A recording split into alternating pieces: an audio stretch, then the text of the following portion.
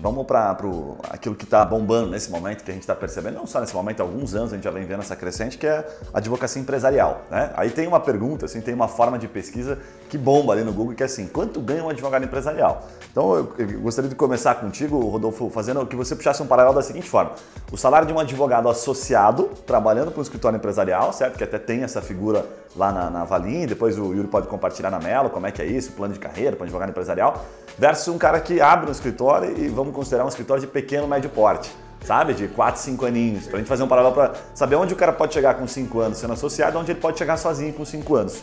Conta um pouquinho aí dentro do empresarial, o que você conhece aí. Olha, o empresarial, Guilherme, ele acaba tendo várias facetas, né? Então, assim, a gente acaba compilando, querendo ou não, a parte contenciosa em ações trabalhistas, ações de discussão tributária, ações até cíveis e contratuais, né, de responsabilidade. Então, esse é um formato de atender a empresa. E também tem aí o consultivo, que é efetivamente os pareceres, os contratos, né, a sugestão de solução, as notificações e assim por diante. Eu acredito que tem uma diferença entre o grande escritório que atende o empresarial e o pequeno escritório que atende o empresarial com foco no cliente. Então, assim, o grande escritório que atende um grande cliente empresarial, ele já tem processos bem delineados. Muitas das vezes essa remuneração da empresa para o escritório, ela é feita por hora trabalhada. Esse advogado, seja júnior, sênior, enfim, ele tem uma carga de horas que ele precisa efetivamente entregar para essa empresa e efetivamente a remuneração dele, ela acaba tendo um viés fixo e um viés variável pelo resultado que as horas dele trabalhado em prol daquele cliente agrega para a área do escritório. Então, esse advogado, ele tem uma remuneração que aí ela não vai variar muito, vamos dizer, no que ele ganha fixo por mês, mas obviamente que o resultado daquela área que ele atua, sendo júnior, sênior, até mesmo coordenador da área, no final do ano é feito essa apuração de qual foi o percentual desse trabalho no resultado todo do escritório, e aí ele recebe uma bonificação, uma participação no resultado. Olha, eu já falei com advogados aí que trabalham nesse tipo de organização, nesses escritórios um pouco maiores e que fazem a parte empresarial, que ele tem ali uma remuneração fixa de 3 mil, 4 mil reais por mês e no final do ano ele recebe um percentual. Em anos bons, isso pode dar 20, 30 mil reais, em anos não tão bons, isso pode dar lá mais 15, 10 mil reais, então assim, o cara tem um 13º ali proporcional ao resultado que ele entrega. Então isso, falando do escritório bem estruturado, que cobre por hora com bons clientes, que também tem essa política de pagar por hora, de receber o relatório do que foi entregue em termos de hora para poder faturar e fazer o pagamento. Então esse é um perfil.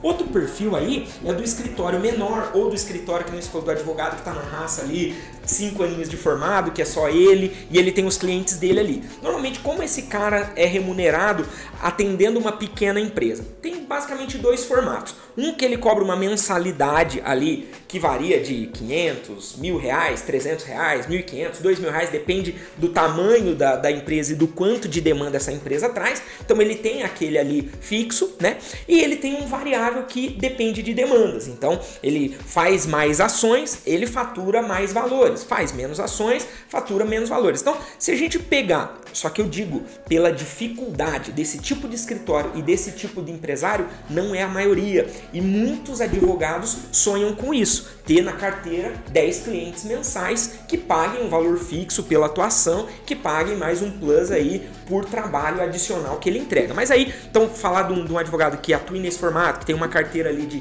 10 clientes e que cobre uma média ali fixa desses clientes de 500 reais por mês, é o cara que sai ali com 5 mil reais de faturamento mês.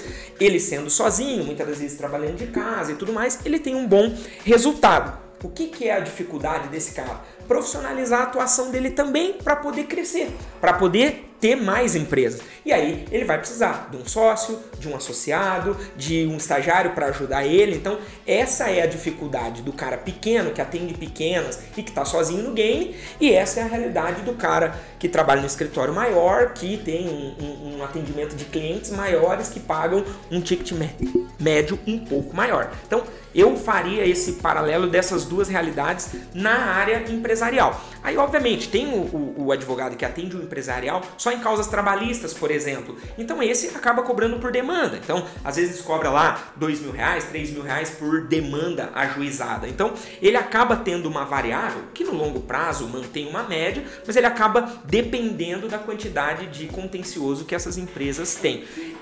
Pode falar. Desculpa, Rodolfo. Não, imagina. Tem uma forma de ganhar, assim, eu acho que bastante dinheiro no longo prazo, que vale a pena abordar, que eu tive meu, digamos assim, mentor na faculdade, meu professor que foi me ajudou toda na banca lá e tudo mais, que ele não trabalhava, ele não advogava. O que ele fez? Ele seguiu uma carreira um pouco diferente. Ele sempre trabalhou com pareceres, e ele sendo mais esse cara de acadêmico, assim, sabe? Então ele sempre, desde o começo, começou a dar aula. Então ele se formou já dando aula, o que lá atrás era muito normal. Hoje em dia acho que nem tanto, assim, mas o cara tem que ter uma especialização e tudo mais. Antigamente o cara se formava e já começava a dar aula pra turma, se ele tivesse enfim, conhecimento e vontade.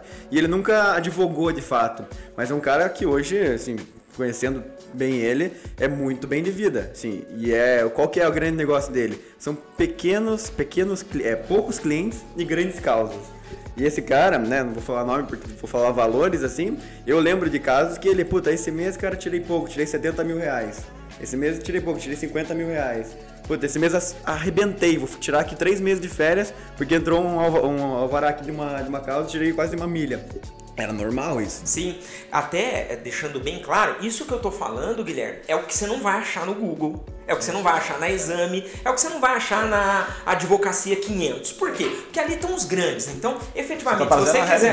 Tô trazendo a realidade de 70% dos advogados, ou mais, 80% dos advogados, digo, não vou dizer do Brasil, mas pelo menos de Curitiba e região metropolitana, que é quem a gente conversa. Eu concordo com você, sabe por quê? Porque os números batem com a realidade em termos de empresas, né? Nós temos aí 22 mil CNPJs ativos, e se você olhar para 22 milhões, desculpa, de CNPJs ativos, se você olhar para a fração, né, para a distribuição disso, o simples representa 90 e poucos %, né? Então a maioria é simples. Agora tem um MEI que representa uma boa pancada disso, mas os números até se confundem um pouquinho, porque quando você olha, tem 40 milhões de empresas, mas ativos tem 22 mil, então se conta esses 22 mil. Então o número bate bastante. É essa empresa que você vai pegar. Exatamente. Pode ser que você pegue um grandão e que fuja da outra. E por que eu digo que essa é a realidade do advogado do dia a dia, e basta sair às ruas e perguntar, e eu tenho essa gana muito de perguntar para os outros advogados, até para sentir o mercado e para a gente ir aprendendo e corrigindo também o nosso percurso, né?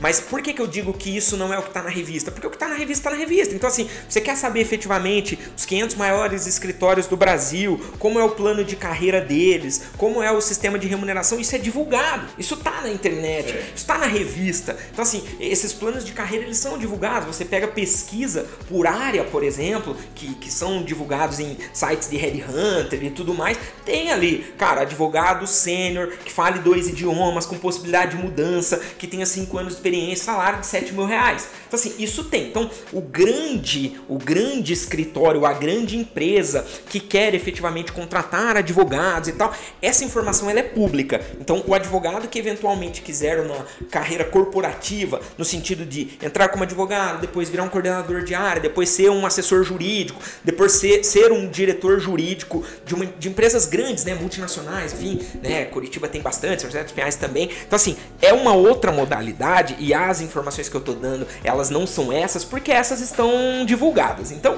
o advogado que quer saber efetivamente como funciona a carreira corporativa de um advogado anexado a uma empresa, cara, esses dados estão disponíveis. Isso que eu tô dizendo, cara, é o dia a dia que não é divulgado, é aquilo que você só efetivamente toma conhecimento quando você senta com o cara e almoça com ele, né?